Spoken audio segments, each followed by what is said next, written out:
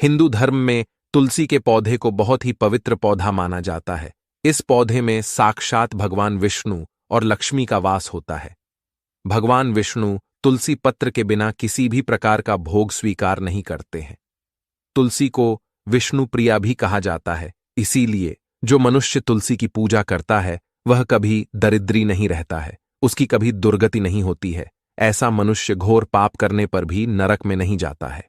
तुलसी को मात्र जल देने से क्या फल मिलता है, आइए जानते हैं इस महान कथा के माध्यम से। एक बार देवी सत्यभामा भगवान श्री कृष्ण से पूछती है, हे स्वामी, आप तो तीनों लोकों के स्वामी हैं, फिर भी आप इस तुलसी के पौधे की पूजा क्यों करते हैं? इसे नित्य जल क्यों चढ़ाते हैं? मैं इस पौधे को जल चढ़ाने का महत्व जानना चाहती हूं। तब भगवान श्री कृष्ण कहते हैं, हे देवी सत्यभामा, तुलसी साक्षात लक्ष्मी का ही रूप है। इसकी नित्य पूजा करने के करोड़ों फायदे हैं। इसे जल चढ़ाने मात्र से ही मनुष्य के करोड़ों पाप नष्ट हो जाते हैं। तुलसी को जल देने का महत्व बताने से पहले मैं तुम्हें एक अत्यंत प्राचीन कथा सुनाता हूं। इस कथा के माध्यम से तुम्हें तुम्हारे सारे प्रश्नों के उत्तर मिल जाएंगे, इसीलिए तुम इस कथा को ध्यान से सुनो। श्री कृष्ण कहते हैं, हे देवी, जो भी मनुष्य केवल इस कथा का श्रवण कर लेता है उसे 100 वर्षों तक तुलसी को जल देने का फल प्राप्त होता है। देवी सत्यभामा कहती है, हे प्रभु, मैं इस कथा को अवश्य सुनना चाहती हूं। आप मुझे वह कथा सुनाइए, मैं इसे पूरे ध्यान से सुनूंगी। तब भगवान श्री कृष्ण देवी सत्यभामा को तुलसी को जल देने के महात्म्य की कथा सुनाते हैं। हे देवी सत्यभामा, इस विषय में एक प्राचीन इतिहास है जो बहुत ही उत्तम और पुण्य फल प्रदान करने वाला है। पूर्वकाल की बात है, अवंतीपुरी में धनेश्वर नाम का ब्राह्मण रहता था। वह जन्म से तो ब्राह्मण था, किंतु वह कर्म से भ्रष्ट, कपटी बुद्धि वाला, कंबल तथा चमड़ा आदि बेचकर धन कमाने वाला तथा अत्यधिक झूठ बोलने वाला था।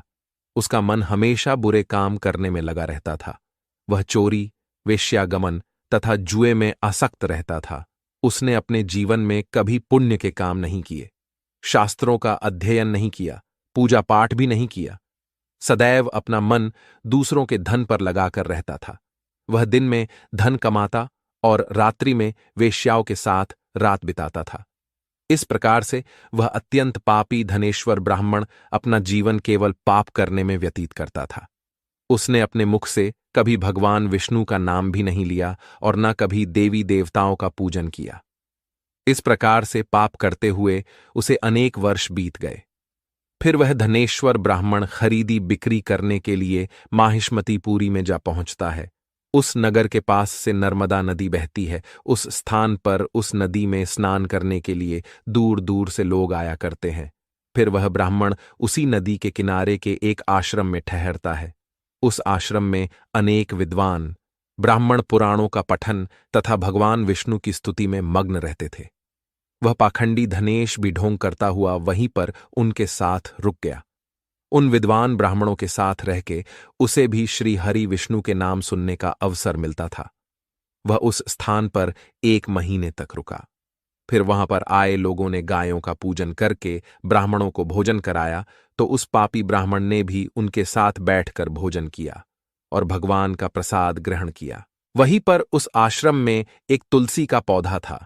वह ब्राह्मण जाने अनजाने में ही उस तुलसी के पौधे में पानी डालता था। उसके मन में कोई विचार नहीं था कि वह क्या कर रहा है। वह रोज सुबह उठकर पात्र में पानी लेकर तुलसी के पौधे में डालता रहता था। फिर एक दिन वह आश्रम में सोया हुआ था, तो उस स्थान पर एक सर्प आ गया और उस सर्प ने उसे नींद में ही काट लिया। उस पापी ब्राह्मण की नींद में ही मृत्यु हो गई। सुबह जब अन्य ब्राह्मणों ने उसे बेहोश अवस्था में देखा, तो उन्होंने उसके मुख में तुलसी पत्र और तुलसी का जल डाल दिया। फिर सभी ब्राह्मणों को पता चला कि उसकी मृत्यु हो गई है। उस पापी ब्राह्मण की मृत्यु के बाद उस स्थान पर यम के दूत प्रकट हुए और उसे पकड़कर यमलोक ले जाने लगे। रास्ते में जाते हुए वह ब्राह्मण विलाप करने लगा और यमदूतों से कहने लगा, हे यमदूतों, मुझे कहाँ ले जा रहे हो? मेरी मृत्यु किस कारण से हुई है? तब यमदूत कहने लगे, अरे दुष्ट ब्राह्मण, तूने जन्म से लेकर मृत्यु तक बहुत पाप किए हैं। तेरे पापों के कारण ही तुझे एक काले सर्प ने काट लिया और तेरी मृत्यु हो गई है। अब हम तुझे यमलोक लेकर जा रहे हैं। वहां पर यमराज तेरे पाप कर्मों का लेखा जोखा देखेंगे और निश्चित ही तुझे वे नरक में डालेंगे। फिर वह ब्राह्मण जोर जोर से विलाप करने लगा और उन यमदूतों से क्षमा याचना करने लगा। किंतु यम के दूतों को उस पर जरा सी भी दया नहीं आई और वे उसे पीटते हुए यमलोक लेकर गए। जब यम के दूत उस ब्राह्मण को लेकर यमराज के सामने पहुंच गए तो यमराज के पास बैठे हुए चित्रगुप्त ने उस ब्राह्मण के जन्म से लेकर मृत्यु तक के कर्मों का लेखा जोखा निकाला और यमराज से कहने लगे, हे महाराज, इस ब्राह्मण ने तो बचपन से लेकर मृत्यु तक पाप ही पाप किए हैं। इसने कोई पुण्य का काम नहीं किया है। यह तो मूर्तिमान पाप ही है। इसे कल्प भर के लिए नरक में डाल दिया जाए। फिर यमराज कहते हैं, हे दूत, जीवन भर पाप करने वाले इस दुष्ट ब्राह्मण को उठाकर ले जाओ और इसे कुंभीपाक नामक नरक में डाल दो।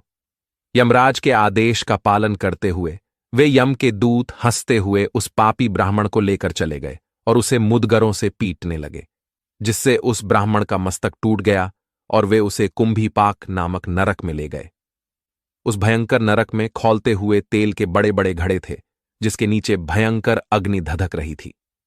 फिर यमराज के दूत ने उस ब्राह्मण को उस खौलते हुए तेल के घड़े में डाल दिया। लेकिन जैसे ही वह ब्राह्मण उस खौलते हुए तेल के घड़े में गिरा, वह तेल एकदम से ठंडा पड़ गया। इस विचित्र घटना को देखकर उस यम के दूत को बड़ा आश्चर्य हुआ। ऐसा पहले कभी नहीं हुआ था। उसने कितने ही पापियों को उस तेल के घड़े में डाला था, वे सभी उस खौलते तेल में गिरकर छटपटाने लगते थे। लेकिन जैसे ही वह ब्राह्मण गिरा, वह तेल अचानक से शांत और शीतल हो गया। इस आश्चर्य को देखते ही वह यमदूत तीव्र गति से दौड़ता हुआ यमराज के पास पहुंच गया। यमराज ने पूछा, हे दूत, क्या बात है, इतनी तीव्र गति से दौड़ते हुए क्यों आ रहे हो? फिर वह दूत कहता है, हे यमराज, आपने जिस ब्राह्मण को कुंभीपाक में डालने के लिए कहा था, जैसे ही हमने उसे कुंभीपाक नरक में डाल दिया, नरक की अग्नि बुझ गई और वह खौलता हुआ तेल भी ठंडा पड़ गया। फिर यमराज कहते हैं, हे दूत, यह तो बड़ी ही विचित्र घटना है। ऐसा तो पहले कभी नहीं हुआ। यमराज विचार कर रहे होते हैं, तभी उस स्थान पर देवर्षि नारद पधारते हैं। देवर्षि नारद को देखकर यमराज अत्यंत प्रसन्न होते हैं और उन्हें प्रणाम करके उनका स्वागत करते हैं। फिर यमराज नारद जी से कहते हैं, हे देवर्षि, आप उचित समय पर आए हैं। हमने आज एक अत्यंत पापी ब्राह्मण को कुंभीपाक नरक में गिराया है, किंतु उसके गिरते ही नरक की अग्नि ठंडी पड़ चुकी है और खौलता हुआ तेल भी शीतल बन गया है। तब देवर्षि नारद यमराज से कहने लगते हैं, हे धर्मराज, आपने जिस ब्राह्मण को कुंभीपाक नरक में डाला है, वह नरक में डालने योग्य नहीं है, क्योंकि इस ब्राह्मण के द्वारा अनजाने में ही ऐसा कर्म हो गया है जो नरक का नाश करने वाला है।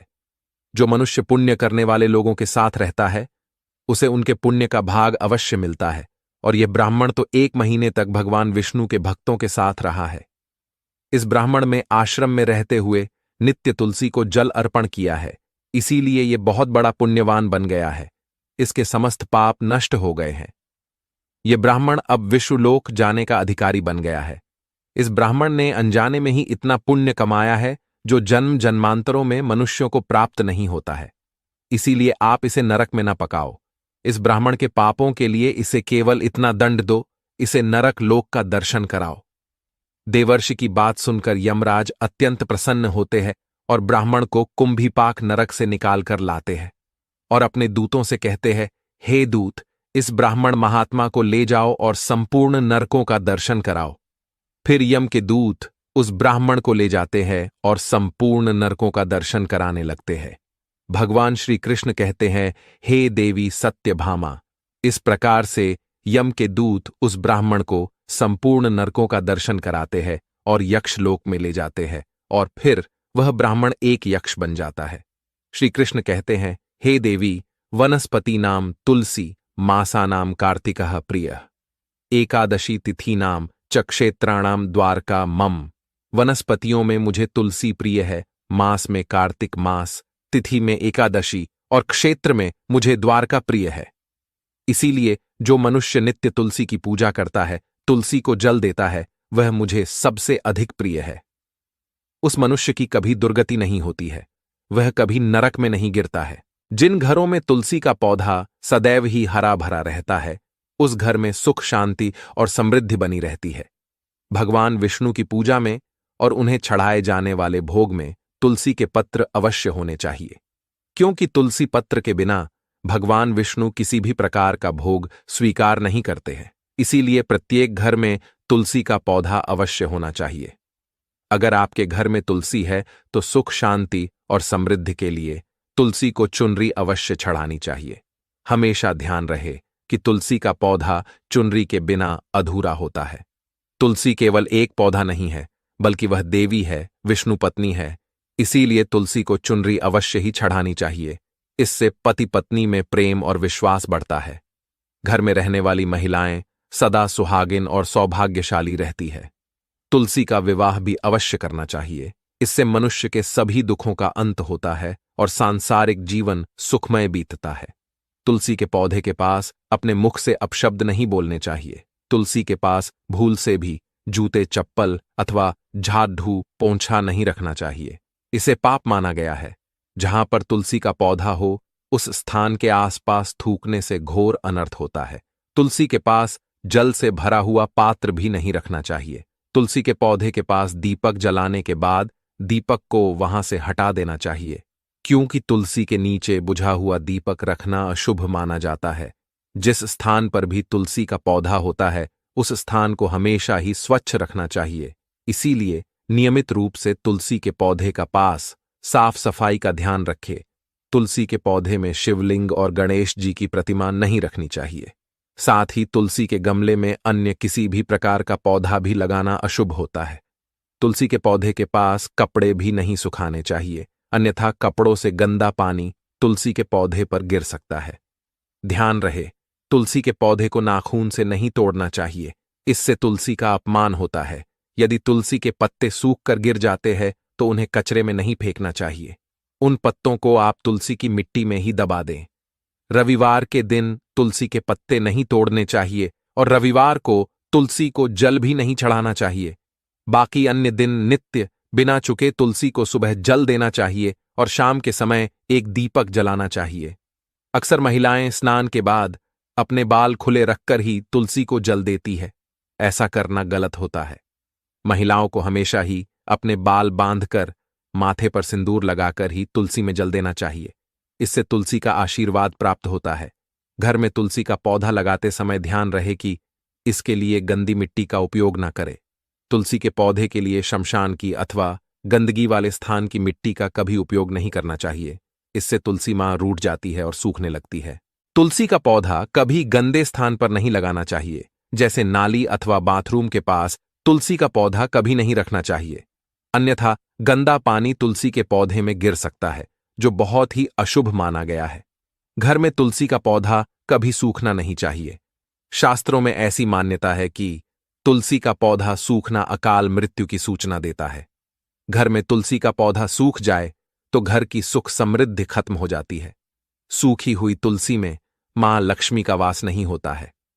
शास्त्रों के अनुसार मासिक धर्म के दौरान महिलाओं को तुलसी के पौधे में पानी नहीं डालना चाहिए और तुलसी को स्पर्श करना भी वर्जित है। तुलसी को बिना स्नान किए जल नहीं देना चाहिए और पैरों में चप्पल आदि पहनकर भी तुलसी को जल ना दें। तुलसी को जल देते समय ध्यान रहे कि वह जल आपके पैरों पर ना पड़े। इससे तुलसी का अपमान होता है। श्री कृष्ण कहते हैं, नित्य तुलसी के दर्शन से मनुष्य को स्वर्ग की प्राप्ति होती है और तुलसी पत्र के सेवन से उसके सभी पाप नष्ट हो जाते हैं। तुलसी का पौधा हमेशा ही घर के सामने लगाना चाहिए। इसे पूर्व अथवा उत्तर दिशा में लगाना सबसे अधिक शुभ होता है। तुलसी के पास मरुस्थलीय पौधे रखना बेहद अशुभ माना जाता है। ऐसे पौधों से नकारात्मक ऊर्जा निकलती है। शास्त्रों में कहा गया है, जिन पौधों से हरी भरी कलियों की उत्पत्ति ना हो, उसके स्थान पर कांटे निकलते हो, तो ऐसे पौधों को तुलसी के पास कभी रखना नहीं चाहिए। शास्त्रों में केले के पौधे का विशेष महत्व बताया गया है। अगर तुलसी के पास केले का पेड़ लगा देते हैं तो कई गुना अधिक लाभ प्राप्त होंगे। केले के पेड़ में भगवान विष्णु का वास होता है।